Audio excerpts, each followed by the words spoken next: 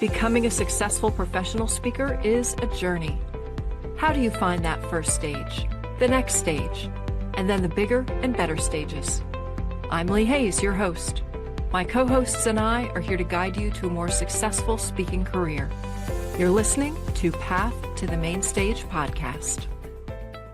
Hey everybody, thanks for joining today's podcast. Today we're going to talk about being bold, putting yourself out there, staying top of mind, not being afraid of the camera, because today my guest is Precious L. Williams, who is all of those things.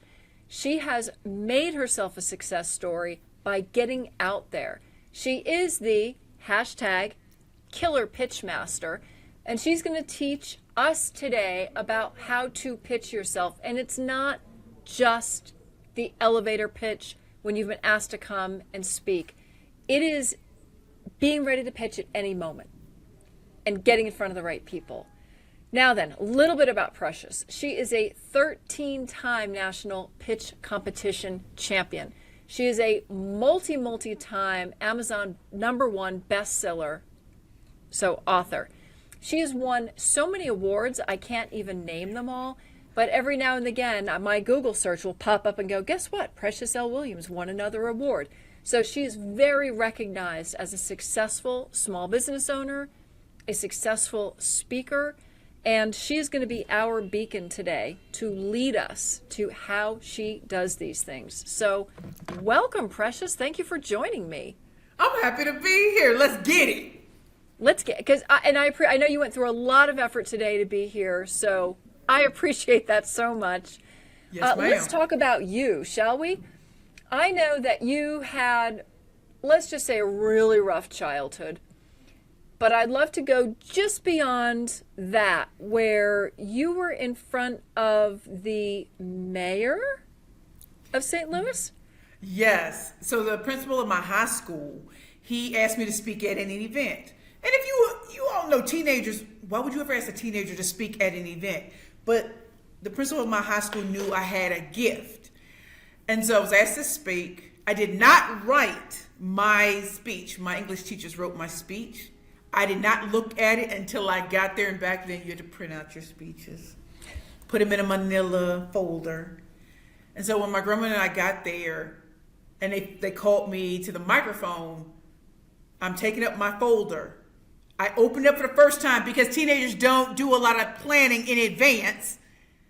And I looked at the page, and I swear the words started dancing on the page. I knew exactly what to say. I knew exactly how to say it. And standing ovations, claps, everything. And that was my very first speaking engagement. It was before the mayor of the city of St. Louis, Missouri, Mayor Freeman Bosley Jr. And that led to me speaking before the governor of Missouri 2 different times. So that is how my career started 31 years ago. That is amazing. So even as a teenager, you were bold. I think there were a lot of teenagers who would have, been asked to speak and would have said, no, right? Well, my grandmother told me when her and my grandfather took me in at 15 years old that I had the gift of speech. And that when people heard me, silence. It was like, whoa. Now, I didn't know that. I didn't know that my grandmother really knew who I was and who I was going to become. So she said, you have the gift of speech. You have the gift of connection. Oprah's going to know your name. When your grandmother says all of that, you can't say, no, it can't be. But I'm so glad she spoke life over me in the inner city. And everything she said has come to fruition. So being a speaker for 31 years, still being sought after, but it started at 16 years old with the principal of my high school believing so much in me, representing the St. Louis public schools, and trusting that as bold as I am, that I am professional grade. Yeah, I was going to say, so the not reading what you're going to speak on until the moment you get up there, that is not a tip, right? That is not at all. That 16-year-old still there. That was 16-year-old Precious. Now, I would never do that today. No. And I wouldn't tell speakers to do that.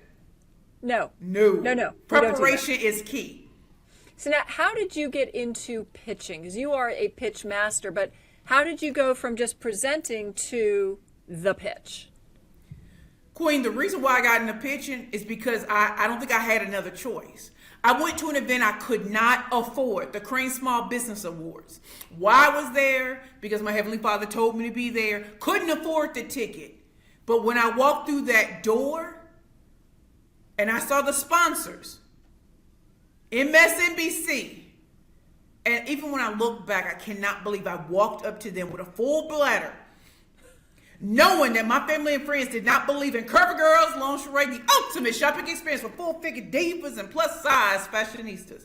I was 327 pounds. I've already been told no, too fat, too black, no Ivy League degree. And yet I walked up boldly to the producers.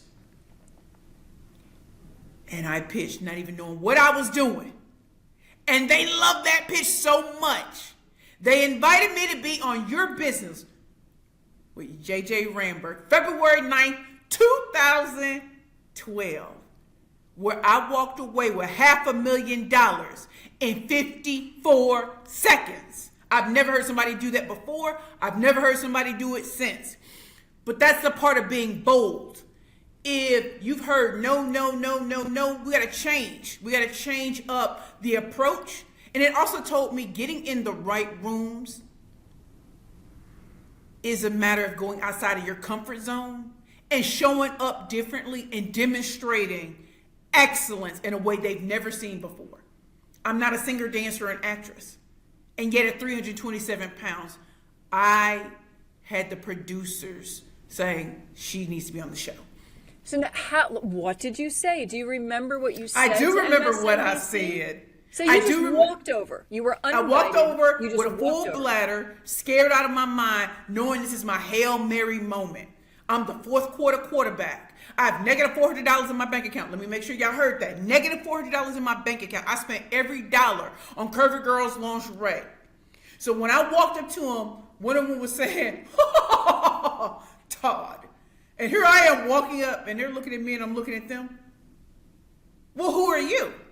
Well, I'm glad you asked. My name is Precious Williams. I'm the proud founder and CEO of Curvy Girls Lingerie, the ultimate shopping experience for full-figure divas and what? Plus-size fashionistas. They call me the female MacGyver business because I what? Always deliver. They looked at me. I looked back at them because that's all I had. And then they burst out laughing in my face. And they said, you are the first person to walk up to us tonight and pitch, and you did it confidently. Have you heard of our show, Elevator Pitch? Well, in Rome, you got to do what Romans do. I had never heard of that show. I didn't even know I was doing a pitch. I don't know what I thought I was doing, but I had to do something because it's media. If you know nothing about pitching, if you know nothing about anything, what is media looking for? Someone who's different, someone who goes against the grain, and someone who stands what they're saying. So at 327 pounds, I had to give everything I had.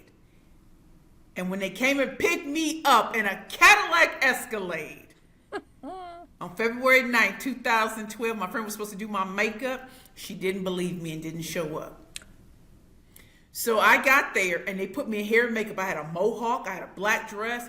Oh, she was doing it with my face. Did you hear what I said? I had a mohawk. I heard that. I thought I heard it incorrectly. So no, I had a mohawk.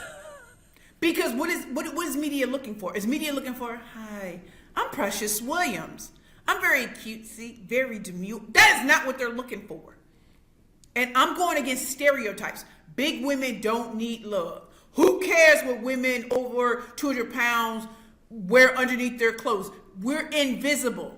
I had to make sure that my presentation had to captivate, titillate, delight, and excite. And every word that came out of my mouth had to justify why I am asking for the money I'm asking for, that I understood the assignment, that I know my company inside and out, and here's a return on investment, and here's a compelling story to wrap it all the way up. If I'm pitching in front of investors, the numbers need to be right. I need to demonstrate excellence, and I'm the right jockey for the horse. So nothing is left to chance when you're in front of media, and I left nothing. So the mohawk, lingerie, And I was dating a very famous Hollywood actor. Yes, because a killer pitch master rules in all realms. And so when I pitched, and of course you're in an elevator, you're in a fake elevator. Oh. When they said action, and I just launched into my pitch.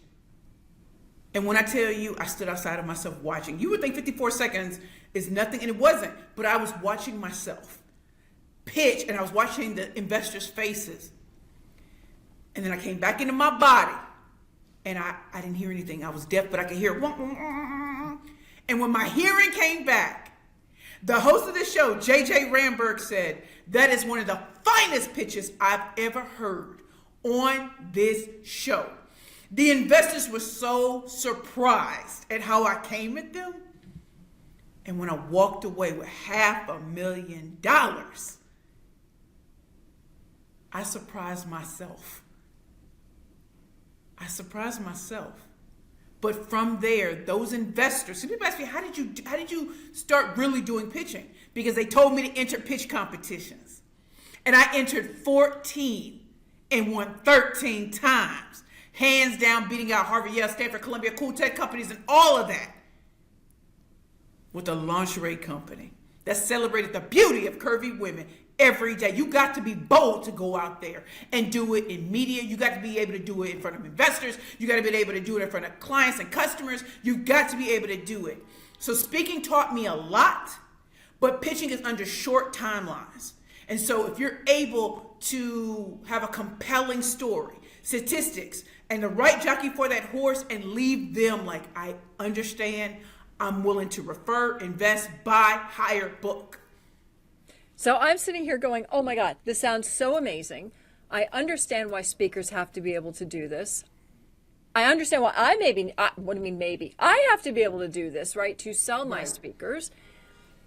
But if one does not have your innate courage, because I'm sitting here saying, I don't have that chutzpah, right? That just energy level that you have. Can you help for us little folk to break this down a little bit? You mentioned having statistics. You mentioned, what about, like, it sounds like you became your brand, right? You became the outspoken, courageous, in your face, like this, shaking people up. But say your brand is different than that. How does because I know that, and this is important for listeners to know, that many of your students have won on Shark Tank, have won pitch competitions. I think it was just they have millions of dollars. Yes. One of your students just recently won $50,000 in a pitch competition. Yes. But they're obviously not all you. So if I was a student of yours right now, what would you be telling me? I am the stand-in student now for all the listeners. Help me, help them. First of all, I don't need you to be me. I do not need you to be me. If you're an introvert, I want you to be the quiet storm. Everyone has people in their family that are a few words, but when they speak, people listen. So every word has to be calculated. Some people are ambiverts, and so they can come alive on stage and then they go into a cocoon. And then you have people like me. I have a gregarious personality. My job is not to teach you how to be me. In fact, when I started, not a lot of finalists liked me. And I was told I was too much. So here's what I want you to understand. When you're working with me, I want to bring out the best in you. I want your company to succeed higher than your wildest dreams. And my job is to help you get there. Right. And so what's my first step? So let's take a little So the first step when it comes to pitching is, what is the challenge or problem that your target market is having in their language, not yours? So a lot of us are told to manifest and all these other kind of things. If someone's having a problem with sales, they need clients and customers now. They need purchases now. But what if I said, I can help you manifest sales on top of sales? Or say, you want clients now? Come get this work. Totally different scenario, right? Totally different. And the language is going to hit very different. So what does your target market need to hear? Well, how would they say what their problem or challenge is? All right. Well, I want you to transform me here. So let's deal with a client that I'm dealing with now, right? Okay. And so their issue is they want a speaker who's going to be dynamic, but as we've heard before, some of these folks, they go, but we have very little budget. All right, we don't have the money.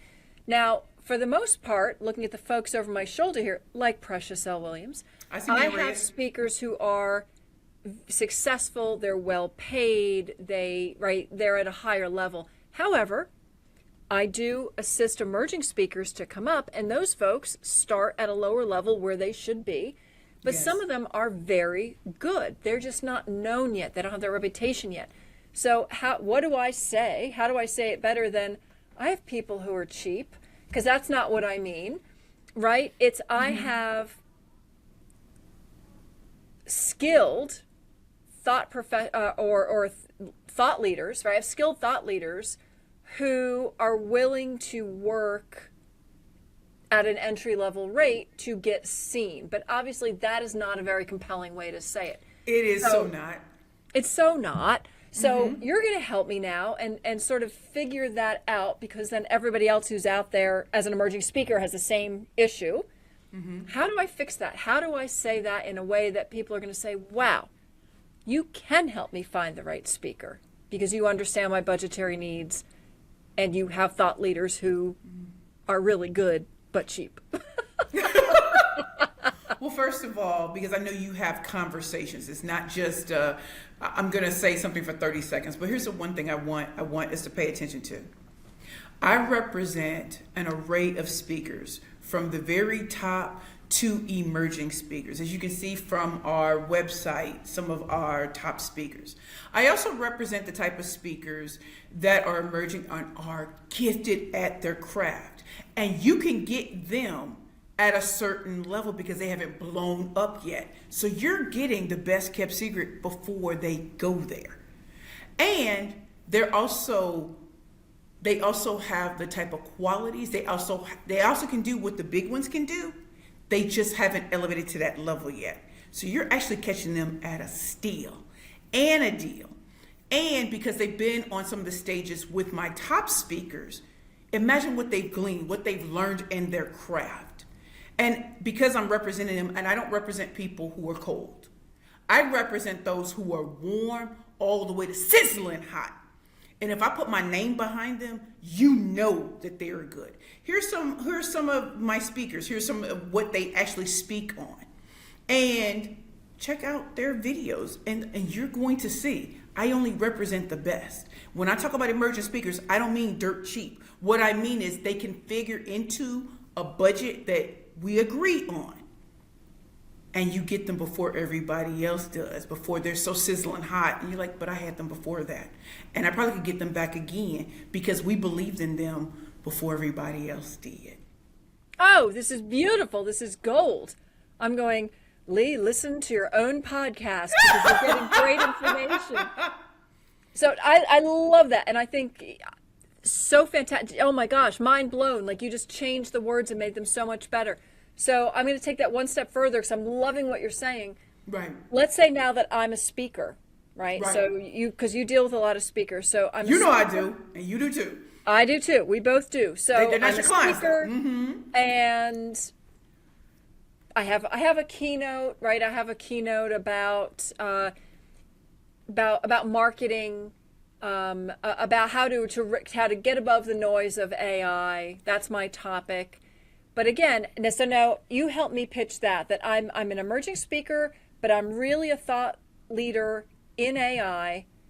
I'm going to help your audience rise above the noise and be human and connect in an AI world where it's very difficult to connect with people.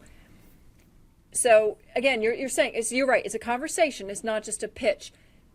But I think the pitch, correct me if I'm wrong, is the conversation starter, right? It's the taste. I know this. It is the little taste that makes them want to eat the whole plate. So if that was me, how would I craft that taste so that they want more? Here are my thoughts as they're coming through. Technology, AI, it's everywhere, innovation. But you know what people aren't talking about? How to bring the human element into it. How to rise above the noise. What we hear about technology is a lot of distraction that keeps people from taking actual action. So what I do is I bring the human element into marketing and into sales and marry that, taking old principles and new principles and bringing them together. Your audience is tired, absolutely tired of being told the things that they cannot do without this, without understanding that at conferences and summits, people are there in person. They're not on a computer. They're not on the screen. They want to do deals in real life with real people. So if we can show them how to still use AI and to still use innovation, however, bringing the human element, which means you can make small talk, which means when you're talking to someone face to face and eye to eye, they understand you're the only choice that matters. And if you're able to captivate them right there, imagine what I'm able to do on that stage. I talk about the fear, the worry, and the doubt, but I also show them how to win by still being a human being with thoughts, with fears, worries, and all of that.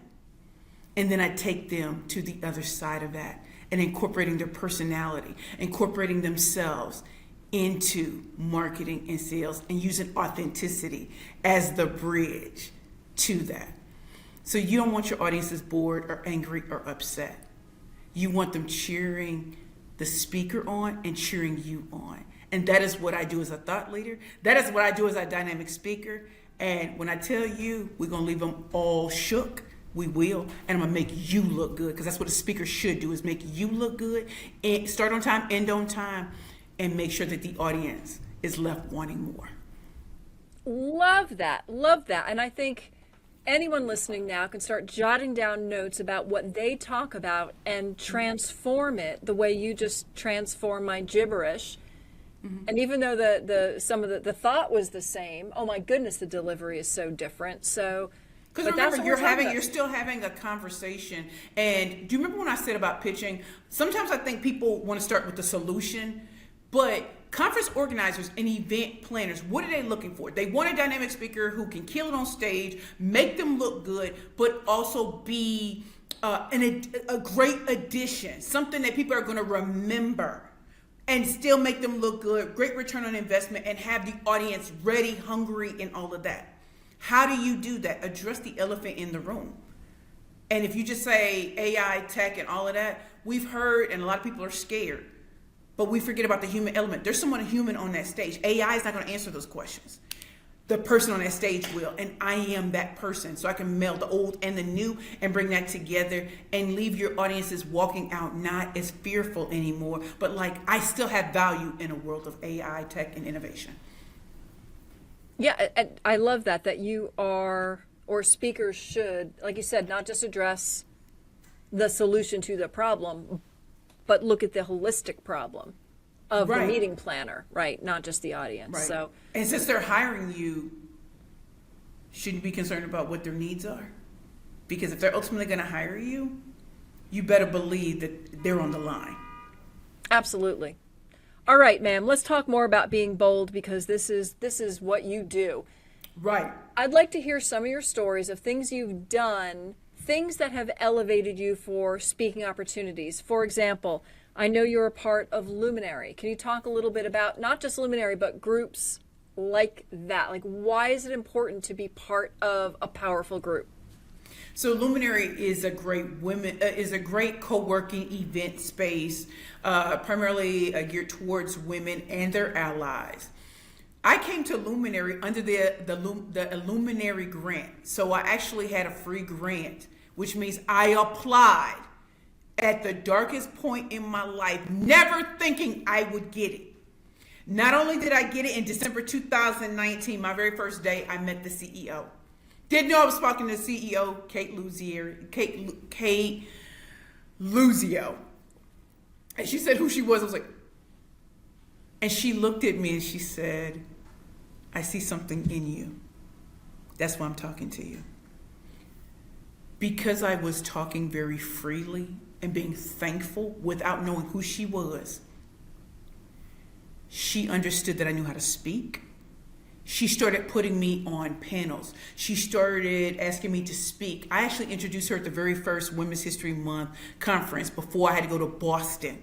So I had 10 minutes on the stage introducing her, and then I had to get out of town and go to Boston. She saw me in different ways of speaking, and she trusted me. And I'm very bold. I've come in very bold, and I edify, just like Ramon Ray, who I see behind you too. What that taught her was that as these big companies, these global companies come in, I can trust Precious to raise the temperature in the room, raise the energy, raise the funk, raise the noise, and still be professional grade. And from there, I was hired by Condé Nast, Verizon, and a host of other companies. But what did it take? I was not afraid, even in my darkest moment, to put myself out there. I was not afraid to be the killer pitch master. I was not afraid to talk that talk, even if everything behind me felt dark and cloudy. So if you think about it, this mirrors the story of MSNBC. I had negative $400 in my bank account, a full bladder. Everybody's told me no, family and friends who would invest in me. What did I do? I still showed up. I still put myself out there. And because I did, just look at where we're going to be. We're going to be in Austin, Texas. I've spoken in Boston for Luminary, DC. I've spoken in so many different cities, and I've gained real clients from there. So no matter how dark and how dark something is, you still have an obligation as a speaker to show up and show out. And I'm a professional speaker. I do not speak for free. I'm a professional grade speaker. And from that moment, it taught me this lesson: show up and show out regardless. Now, you bring up a good point of don't speak for free, but I know that you will adjust your fee appropriately for we the do, don't we, opportunity. Queen? Don't Right. we, Queen? Yes, we do. Because for the opportunity. So what are opportunities that have value, that have accelerated your speaking? Like, what do you look for in an event that is valuable aside from just the cash? what is valuable to me, and this is something that you and I, you've taught me so much, Lee. You've taught me so much. Number one, can this lead to more? If you notice, we've spoken at a lot of national events, and then the regional and the locals will hire me because they've seen me at the big events. That's a big deal. Is there any industry where someone like me they've never seen? So here I can come in and dominate and be on the type of stages that lead to more. Number three, who's going to be in the audience? Are these members, are these higher level members, are these VIPs that I'm speaking to? Number four, if we have to decrease in terms of the speaker rate, are the other things taken care of, like the flight, the hotel, and all? What if you purchase my books or programs in advance for the people that are going to be there? Let's make this a win-win. And what I've also learned too is the higher up you go, there's so many more opportunities you never know about. Queen, if you think about when we started doing destination travel, I had no idea when I spoke at a particular event in Vegas that I would do it 3 out of 4 years. And look at how it keeps Costa Rica, like Canada. Like, I got to speak in so many different places just because even though they don't pay speakers, they take care of everything else. And you get to speak in front of 17,000, 15,000, 12,000. Where else are you going to get that? And also, I know I'm being protected and taken care of because they've handled the other stuff too. So what are some other opportunities or things that you've done boldly that have helped your speaking? For example, you were on a TV show, you've been in a commercial, you've done... What are other things outside of just the stage that have helped drive your brand and the recognition that you are an expert in the field? First thing that's coming to mind is America's Real Deal. Like, Yes. how can something like that drive speaking, and how did you become involved in that? Well, Queen, it goes back to something we talked about, staying top of mind. So I build real relationships with people. This is not transactional to me because I know that opportunities keep coming if people keep believing in you. I send out newsletters. My team posts about the things that we have coming up because if you look like you're a speaker in demand, you're going to be in demand. Number two, this is so key. Reaching out just because.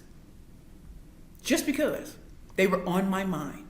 I will text, I will call, I will email. Just because if I see something happening in their city, it's a blizzard, it's a storm, it's a whatever, I'm checking in.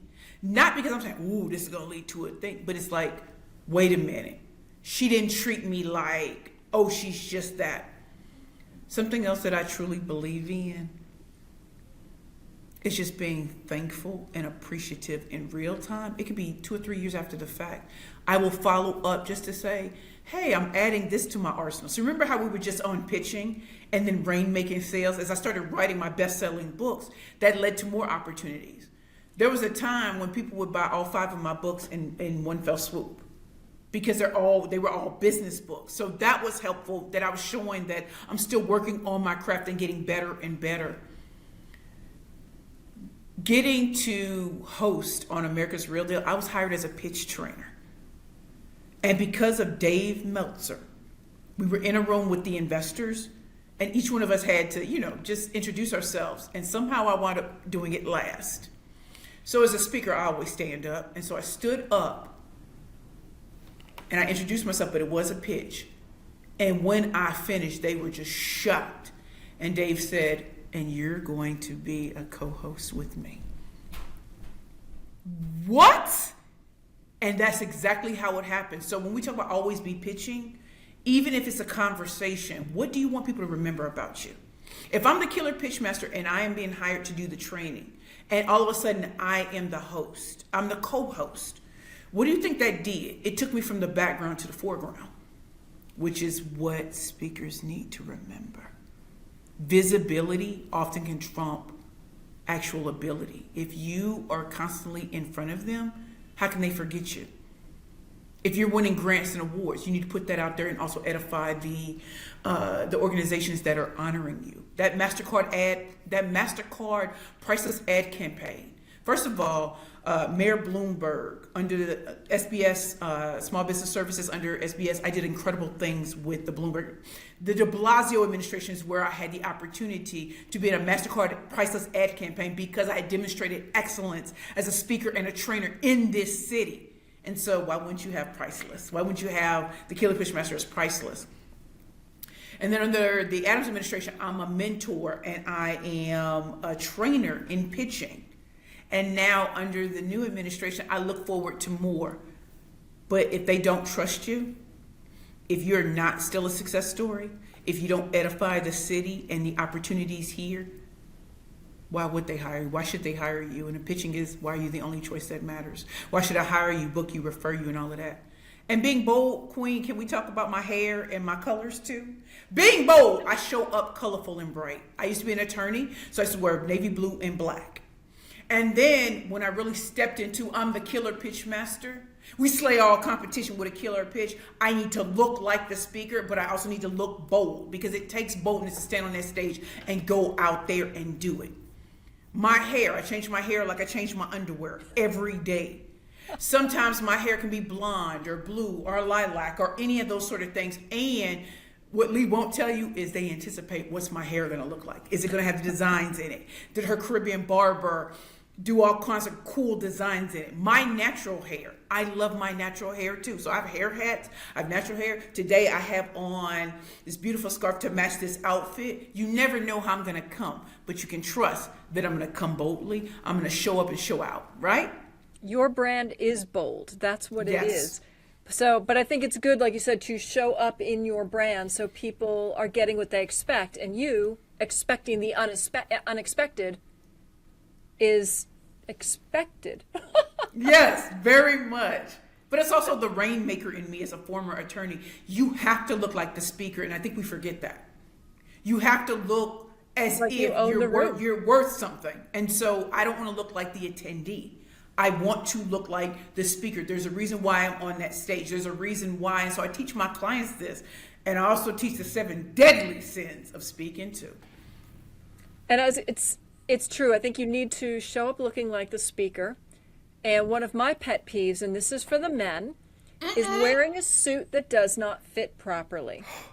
So for any of you who watches like Jeopardy, Ken Jennings always wears a suit that fits. If you want another role model, look at James Bond. He always wears a suit that fits. But a lot of men will go, I should wear a blazer, and they wear it, and they just, it does nothing for them. So I think as women, I think have more opportunity maybe to show their expressionism.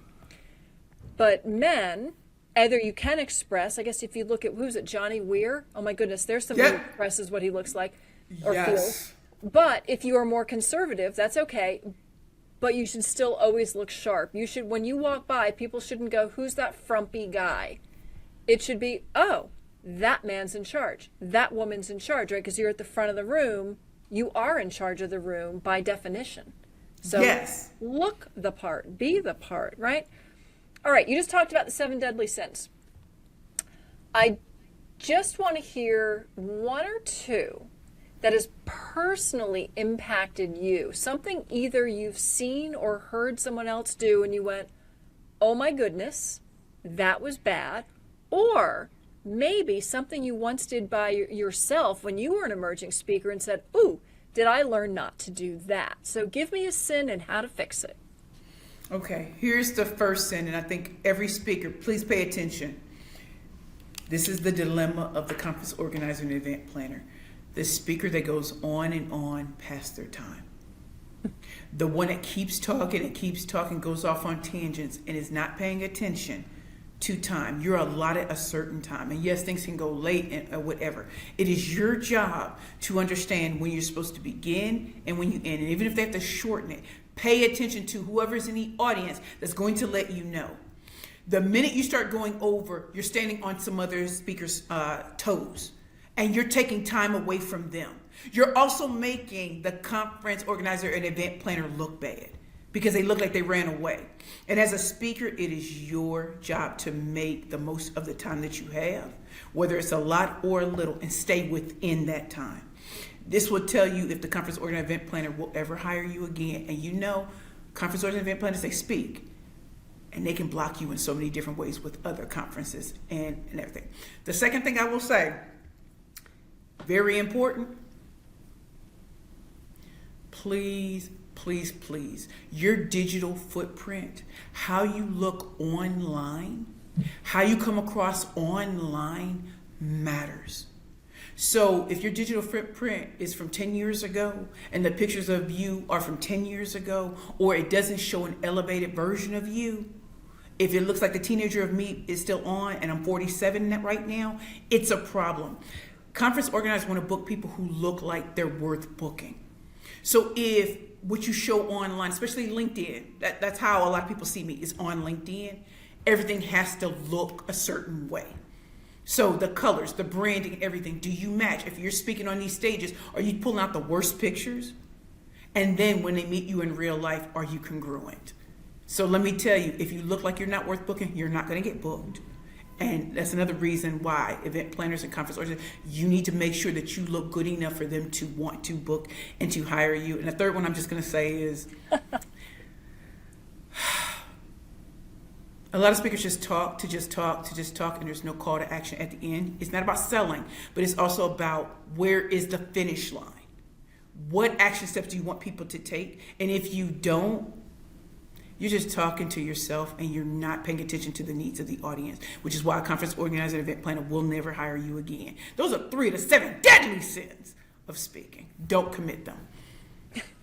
All right, we need to wrap now, so I'm going to ask you the same question I ask everybody when we're wrapping up, and that is, if Precious today was able to go back in time and speak to Precious taking her first stage, her first paid stage, what one piece of advice would you give her? The advice that I would give a young Precious